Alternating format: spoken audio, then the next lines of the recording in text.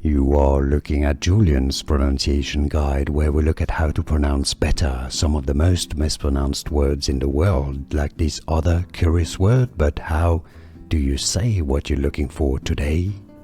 We are looking at how to pronounce the name of this Japanese painting technique, as well as how to say more names from arts that too many mispronounce.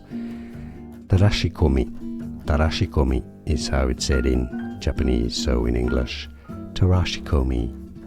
And now you know. More videos for you here to learn more. I'll see you there. Thanks for watching.